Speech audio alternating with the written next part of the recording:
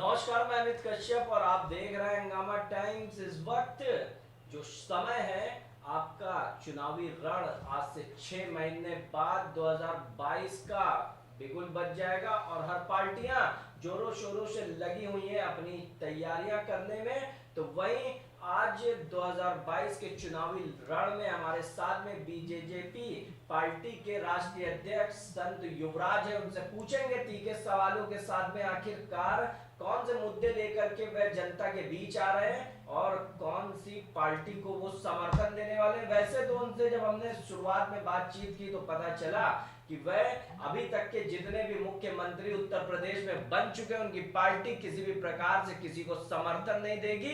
आखिर देखते हैं उनकी कितनी बातों में सच्चाई है और तीखे सवालों से ये 2022 का जो रण चुनावी शुरू होने वाला है उसके सीरीज में आपको दिखाते हैं। संत युवराज जी, आपका बहुत बहुत स्वागत है हंगामा टाइम्स में। नमस्कार। और हमारे दर्शकों को बताइए अपने पूरे परिचय के साथ में कि भारतीय जन जागृति पार्टी जो क्या नीति है, क्या उद्देश्य है, किस तरीके से जनता के बीच आ रही है, आखिरकार 2022 के चुनाव में किन पार्टियों को समर्थन देने वाली है और जनता के लिए आपकी पार्टी के लिए विशेष क्या है।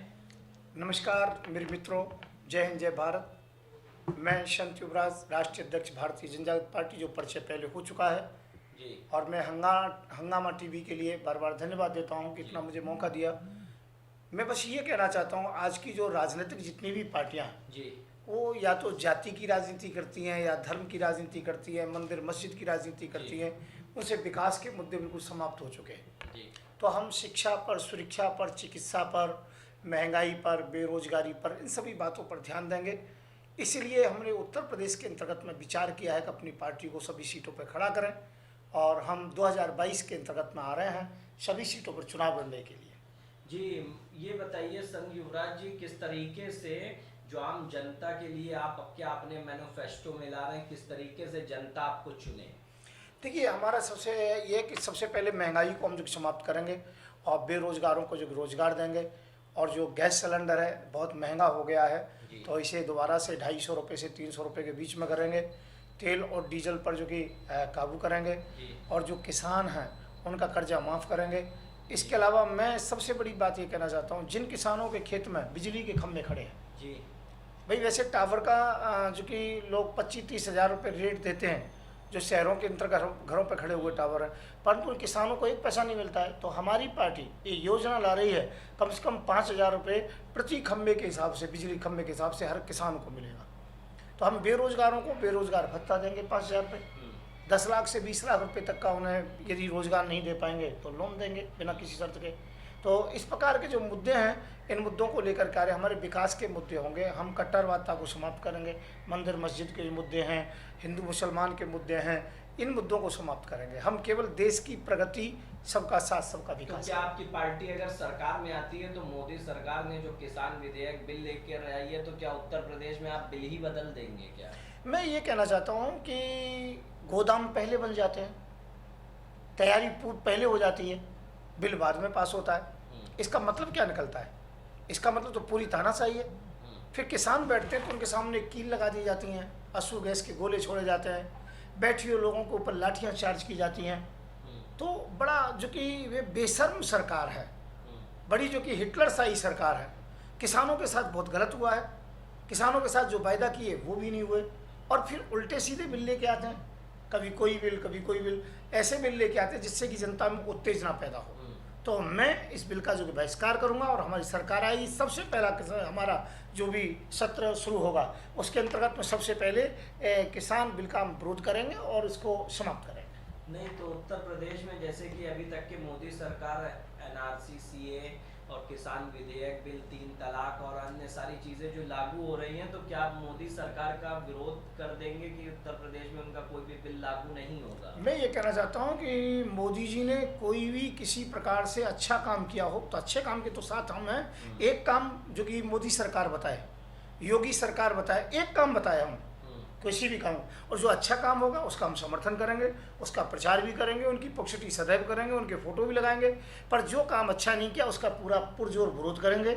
अब ये 3 तलाक का मामला है भाई, मुसलमानों का निजी मामला है, इसमें कोई किसी से कोई मतलब नहीं है और इसमें काफ़ी लोग जो जागरूक हैं।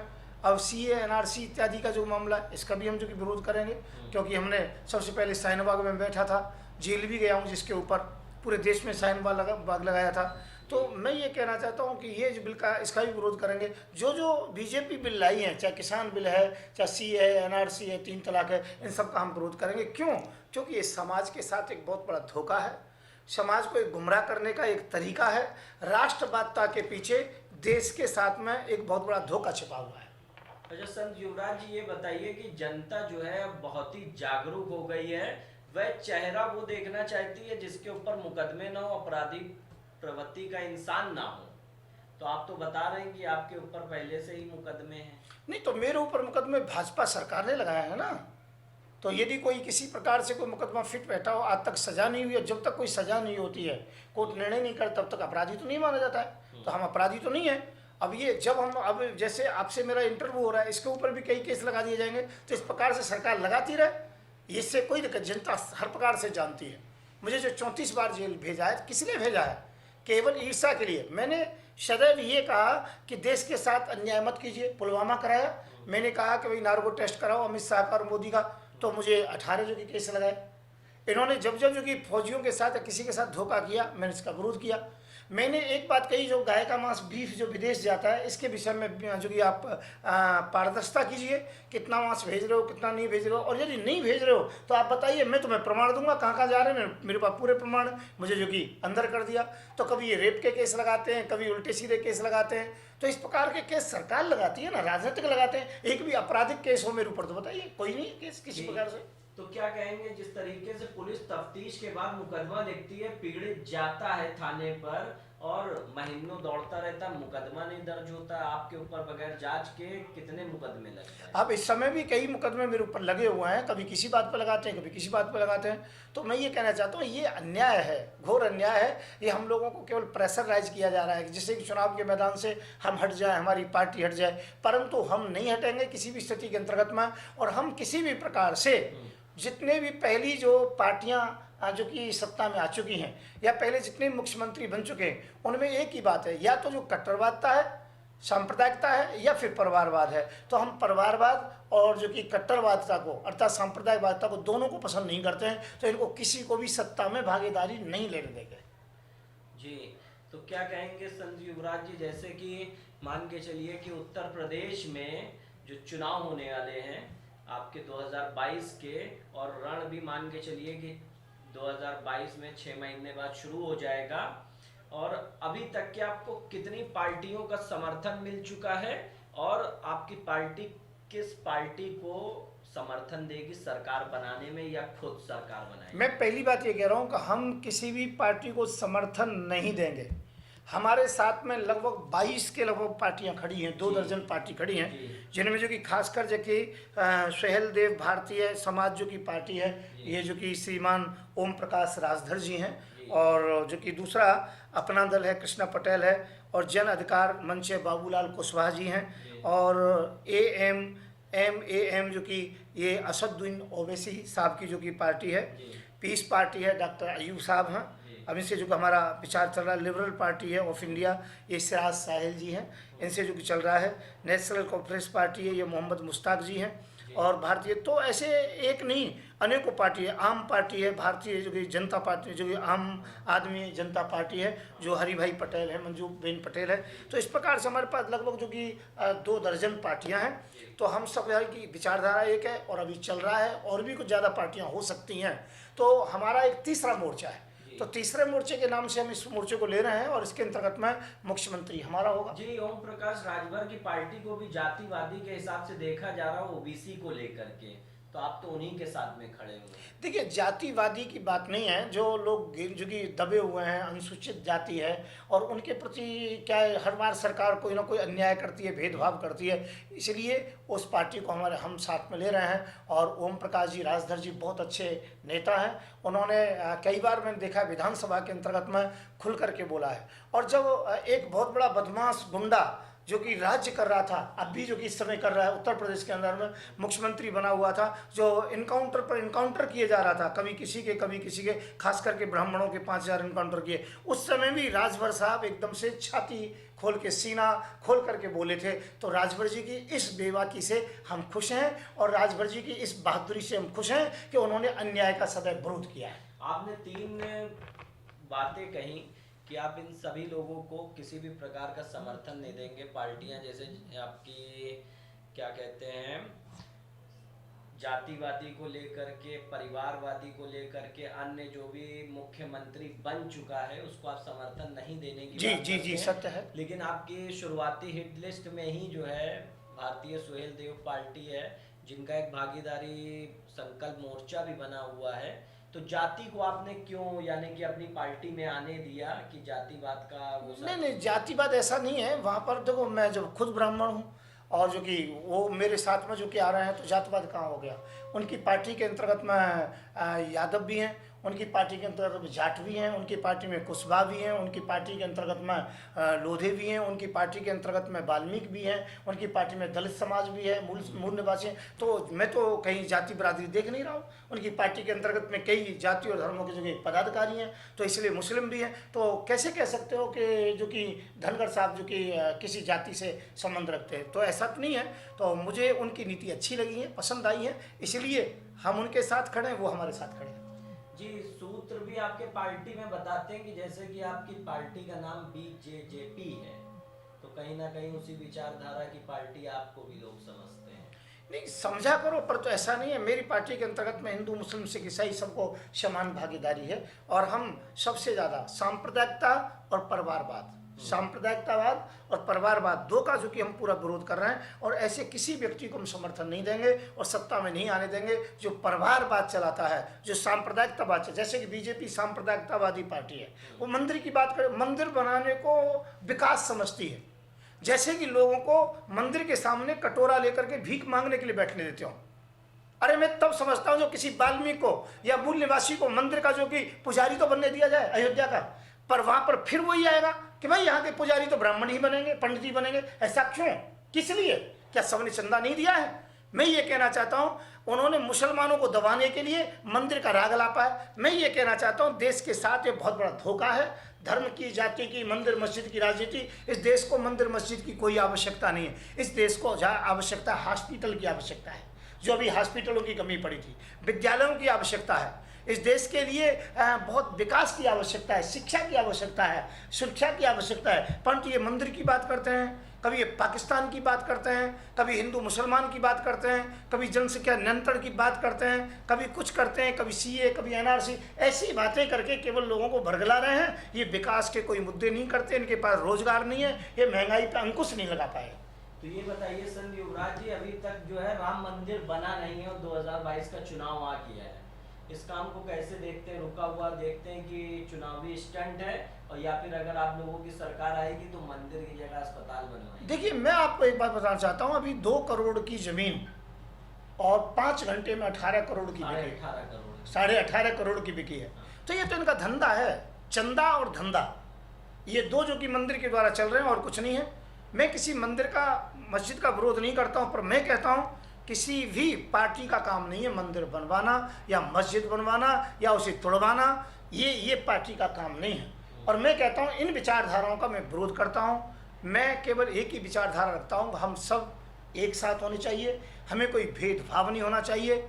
हम इन पचड़ों में नहीं पड़ना चाहते। रहा मंदिर की बात, तो मंदिर की बात यह है कि कोई भी जो कि पार्टी आएगी, मंदिर अपना बनता रहेगा, कोई दिक्कत नहीं है, कोई परेशानी नहीं है, मुसलमानों को कोई दिक्कत नहीं है।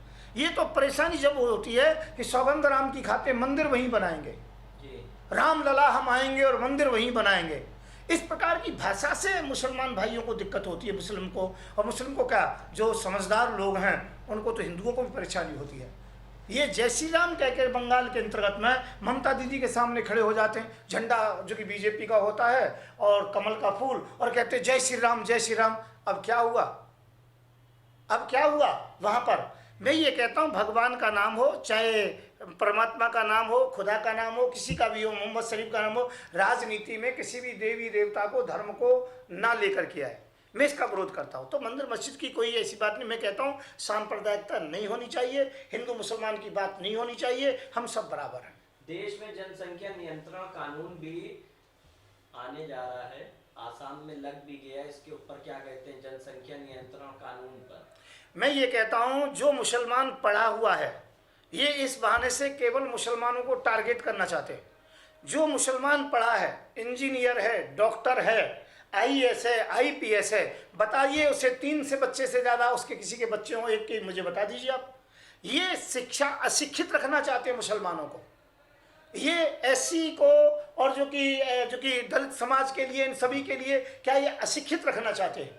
उनको शिक्षा नहीं देना चाहते हैं। जो शिक्षित हो जाएगा वो जनसंख्या आगे बढ़ाता ही नहीं है, पर जो काम करना चाहिए वो नहीं करते हैं। इनका काम ऐसा है कोई ना कोई कानून लाना, कोई ना कोई इस प्रकार से करना जो लोग उत्तेजित हों और जो हिंदू मुसलमान के अंतर्गत में दरार बने। मैं ये कहना चाहता हूँ तो ये इनका जो गलत विचार है। कोई कानून की जरूरत नहीं है, जरूरत है पढ़ाई की। पढ़ाई होनी चाहिए, शिक्षा होनी चाहिए, लोगों को, बच्चों को आगे बढ़ाएं और वही आगे 18-20 साल के बच्चे हो जाएंगे, 30 साल के हो जाएंगे, उसके बाद वही स्थिति हो जाएगी। अब आप ये देखिए, आपके भी मित्र होंगे कई आईएएस, आईपीएस, डॉक्टर जो मुस्लिम संप्रदाय से हैं। आप एक के भी बता दीजिए जो ज़्यादा पढ़ा लिखा है उसके 3 बच्चे से ऊपर ज़्यादा हों तो। कई मुसलमान समाज में आज भी ऐसे हैं जिसके एक लड़की है और उसने दूसरा बच्चा ही पैदा नहीं किया, शादी की बात छोड़ो, बेटे की चाह ही नहीं रखी। तो वो क्यों? वो शिक्षा का प्रभाव है। तो जो देना चाहिए ये बीजेपी सरकार वो नहीं देती है, जो नहीं देना चाहिए उस चीज़ को परोसती है। सबके दिमाग में राष्ट्रता की बात घुसा करके लोगों को सांप्रदायिकता की तरफ धकेलते हैं। ये बीजेपी का काम है। 2022 में आपकी पार्टी कहां से चुनाव लड़ रही है और क्या मुख्य एजेंडे रहेंगे आपकी पार्टी के? जनता आपको वोट क्यों करे? देखिए, मैं पंजाब के अंतर्गत में, उत्तराखंड के अंतर्गत में, जम्मू कश्मीर का भी जो चुनाव नज़दीक आने जा रहा है, और गोवा है, और मिजोरम है, और उत्तर प्रदेश है। हम जहाँ जिस प्रदेश में जब चुनाव होंगे हम हर प्रदेश के अंतर्गत में अपने प्रत्याशी खड़े कर रहे हैं। और जो भी जनता इसलिए वोट दे कि हम कट्टरता से दूर करेंगे, हिंदू मुसलमान की जो दरार है उससे दूर करेंगे। आज ये पोजीशन हो गई है, मुसलमानों के एरिया में हिंदू जाने से डरता है और हिंदुओं के एरिया में जाने मुसलमान डरता है। आज कोई मुसलमान यदि दूध की गाय लेके जा रहा हो अपने बच्चों के लिए तो हिंदुओं के एरिया से गुजर नहीं सकता है। वो माहौल पैदा किया है, उस माहौल को हम समाप्त करेंगे, गंगा जमनी तहजीब स्थापित करेंगे। हम बेरोजगार जितने भी उनको रोजगार देंगे, महंगाई है उस पर कंट्रोल करेंगे। हम किसानों की पूरी जो की सुविधा देंगे, उनके जो कि ये बिल इत्यादि सब वापस करा के, और उनको हम जैसे खाद है आधे रेट में कराएंगे, बिजली है फ्री कराएंगे। और जो दिल्ली के अंतर्गत में केजरीवाल ने कुछ जो कि सुविधाएं दी हैं, बिजली है, पानी है, ट्रांसपोर्ट है, काफ़ी सुविधाएं दी हैं, स्कूल है, हॉस्पिटल है, वो सुविधाएं पूरे देश के अंतर्गत होंगी। पूरे देश के अंतर्गत में हम गरीबों के लिए वो सब सुविधाएं देंगे जो दिल्ली के अंतर्गत, दिल्ली के जो मॉडल पर हमारा पूरा देश चलेगा। जब एक दिल्ली को केजरीवाल जैसा व्यक्ति एक तरफ भ्रष्टाचार भी करता है वो और मुसलमानों को ठगता भी है, परंतु फिर भी कह रहा हूँ कुछ काम अच्छे भी किए हैं, तो वो काम जो किए तो वो मॉडल पर हम पूरे देश को चलाना चाहेंगे। तो उत्तर प्रदेश में भी सब ये लागू करेंगे। तो संत युवराज जी, देखिए पार्टी जो है, चाहे कोई सा भी चुनाव, लोकसभा हो, विधानसभा हो, पार्टियां जो चुनाव जब आते हैं तो झूठे वादे लेकर के जनता के लिए आ जाती हैं। योगी सरकार ने भी बहुत से वादे करे थे, अपराध मुक्त जो है प्रदेश बना देंगे और गौ रक्षा करेंगे। गाय जो है गौशालाओं में मर रही है और किसी को कोई चिंता नहीं है। उसके नाम पर लाखों करोड़ों रुपए जो है संचालक अपनी जेब में डाल रहे हैं, प्रधान जो है उस पैसे को लुटा रहे हैं, लेकिन गाय की सेवा में नहीं लगा रहे हैं। नहीं, गाय की सेवा में आपको बीच में बताता हूँ। गाय की सेवा योगी सरकार बहुत अच्छी कर रही है, मैं इस बात का दावा करता हूँ। मोदी सरकार अच्छा कर रही है। जो वीफ पहले जितना कांग्रेस के टाइम में विदेश जाता था उससे 4 गुना ज़्यादा गाय का मांस अब विदेश जा रहा है। बहुत अच्छी सेवा कर रहे हैं इन्होंने। बीफ के मामले में, गाय के मांस के मामले में खूब प्रगति की है और इन्होंने पूरे विश्व में यदि कोई बीफ सुपरमैन है तो आज मोदी जी हैं। और उत्तर प्रदेश से भी काफ़ी कई कट्टी घरों से गाय का मांस जाता है और ये कहते हैं कि नहीं जाता है। तो मैं कहता हूँ ये तो गऊ का वंश ही जो कि समाप्त कर रहे हैं, जिससे आगे कोई झंझट ना रहे, किसानों को कोई परेशानी ना रहे, इसलिए ये सेवा कर रहे हैं। तो मैं इनकी तो भाई आप जानते हो, मैं सभी के लिए सामने कह रहा हूँ कि मैं इनकी प्रशंसा कर रहा हूँ या खेद व्यक्त कर रहा हूँ, परंतु इतना जरूर कहता हूँ गाय के विषय में इनको पूरा ध्यान है। जो यहाँ पर बीफ की कीमत नहीं, जो विदेश में ये कीमत ले रहे हैं, ये बहुत बड़ी प्रगति करते हैं। ये बीफ के कारोबारियों को काफ़ी बड़ी सुविधाएं दे रहे हैं, सब्सिडी दे रहे हैं। अभी केरला के अंतर्गत में तो इन्होंने कहा था कि बहुत अच्छा बीफ प्राप्त होगा लोगों के लिए, वहाँ के नेता ने कहा था, जो भाजपा का नेता है। तो आप ये नहीं कह सकते, बीजेपी को एलिगेशन नहीं लगा सकते हैं कि गायों के विषय में नहीं सोच रहे हैं। वो गायों के विषय में पूरी बात सोच रहे हैं। जी 2022 का हम लौट आते हैं अपने सवाल पर और पूछते हैं कि किस तरह से 2022 का चुनाव नजदीक आ रहा है और पार्टियां वादे भी कर रही हैं, रोजगार देने की भी बात कर रही हैं, भूखमरी मिटाने, गरीबी मिटाने की बात करती हैं, और लेकिन 5 साल तक के कुछ नहीं मिटता है। ये सदियों से देखा आ रहा है कि कम से कम दशकों चले आ रहे हैं और अभी तक के देश से गरीबी नहीं दूर हुई है, गरीब और गरीब होता जा रहा है। तो आप किस तरीके से इसको पूरी संपूर्णता यानी कि पुख्ता तरीके से कहेंगे कि आपके वादों में दम है? तो मैं देशवासियों से एक बात कहना चाहूँगा, मैं किस प्रकार से आपको विश्वास दिलाऊं, क्योंकि हर पार्टी ने आपके साथ धोखा किया है। पर हाथ जोड़ के एक निवेदन करता हूँ, एक बार हमारी पार्टी के गैस सिलेंडर को देख लो। सबसे पहले हम माता बहनों के लिए 250 रुपये का सिलेंडर करेंगे, किसानों का पूरा कर्जा माफ करेंगे। आप जिस प्रकार से विश्वास चाहते हो हम दिलाने को तैयार हैं। आप विश्वास करें ना करें, पर एक बार मौका दीजिए। और ये मैं आपको 100% वायदा करता हूँ, इन्होंने झोंटी सौगंध खाई है गंगा माँ की, पर मैं साक्षी करता हूँ परमात्मा के लिए कि हम जो कहेंगे वो करेंगे। हम अपनी बात से कभी भी अलग नहीं हटेंगे।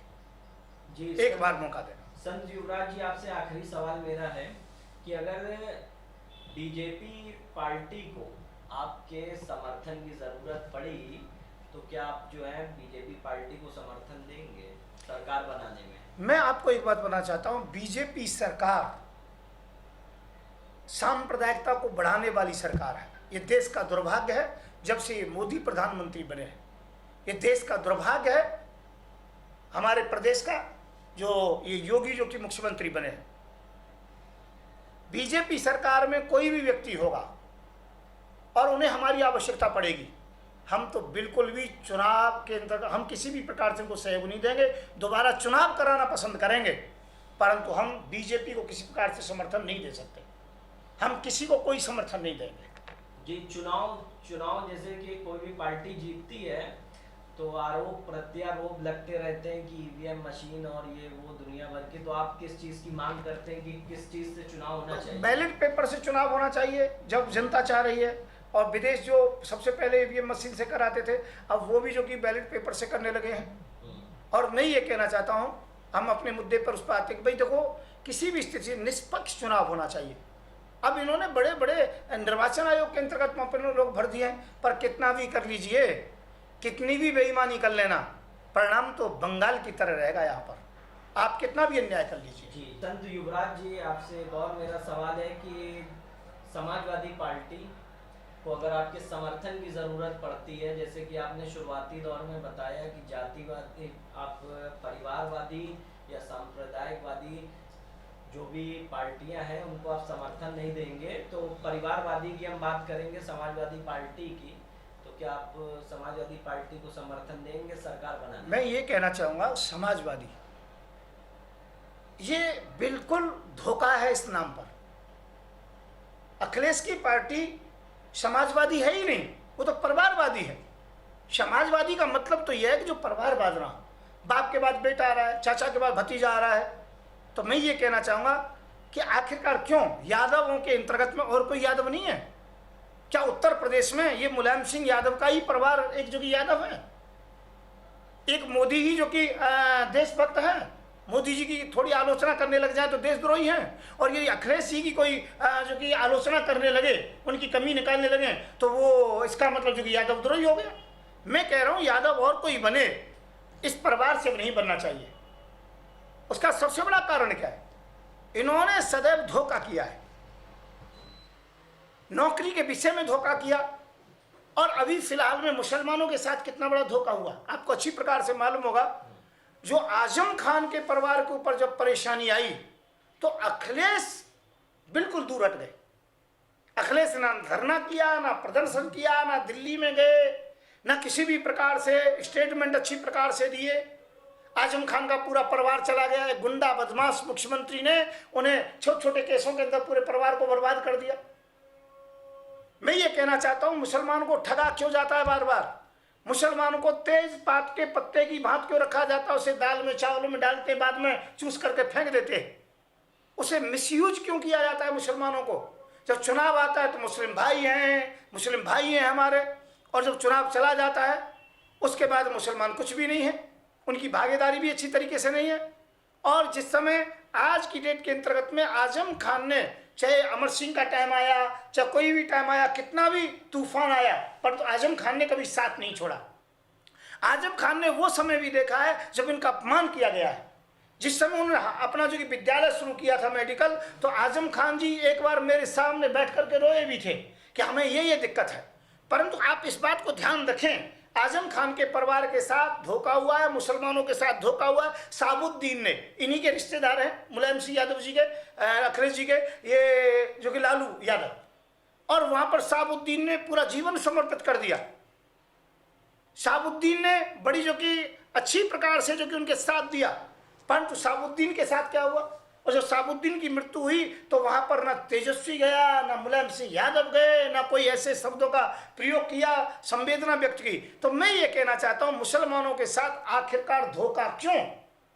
मैं ये कहना चाहता हूं, तो इसलिए ये पार्टी भी कई कारणों से इस प्रकार की है कि जब समय ये सत्ता में आती है तो ब्राह्मणों के साथ बहुत बड़ा अन्याय होता है, जातिवादता का मामला हो जाता है।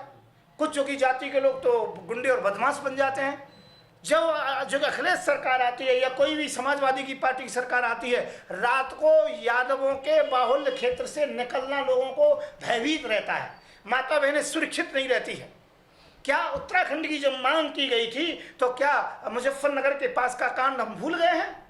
नहीं भूले। माता बहनों के साथ बर्बरता की गई थी, रेप किए गए थे। और जब भी कोई रेपिस्ट रेप कर देता है तो इनका बड़ा नेता है, बच्चों से गलती हो जाती है, रेप के मामले में गलती हो जाती है, ऐसी शिक्षा देते हो आप? विकास की तो कोई बात ही नहीं। तो मैं ये कहना चाहूँगा, चाहे मायावती हो, चाहे अखिलेश जी हो, और चाहे जो कि मायावती बहन जी हो, बुआ जी हो, और चाहे जो कि बीजेपी हो, कोई भी क्यों ना हो, चाहे कांग्रेस हो, हम इनको किसी को भी समर्थन नहीं देंगे। हमारा पार्टी का मुख्यमंत्री बनेगा, हमारे संगठन में जिसका जो कि ज़्यादा जो कि बहुमत होगा वो मुख्यमंत्री बनेगा। दलित और मुस्लिम ये जो कि डिप्टी सीएम बनेगा। तो हमारा सीधा सा है, जीत हमारी होगी। लगभग इस समय 2 दर्जन के लगभग पार्टियां हमारे साथ हैं, इससे आगे और भी पार्टियों के निमंत्रण आ रहे हैं। तो इसीलिए हमें पक्का विश्वास है कि हमारी सरकार होगी और हम जनता से जो कह रहे हैं वो कार्य जरूर करेंगे।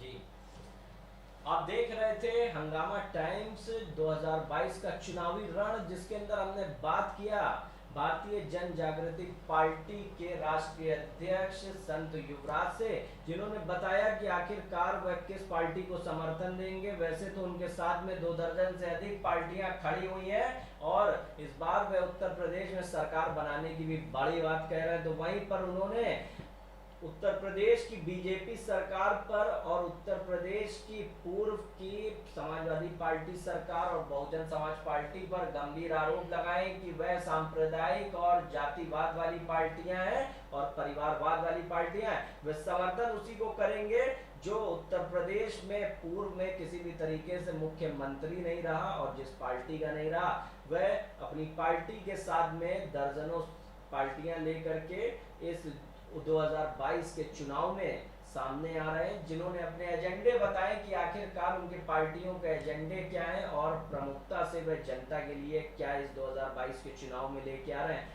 आप देखते रहिए हंगामा टाइम्स चुनावी रण, हम आपको दिखाएंगे कि किस तरीके से चुनावी तैयारियां 2022 की अभी से शुरू हो गई है और जो चुनावी रण है वह इस बार का कितना तेज और कितना तर्रार है। आप देखते रहिए हंगामा टाइम्स चुनावी रण। नमस्कार।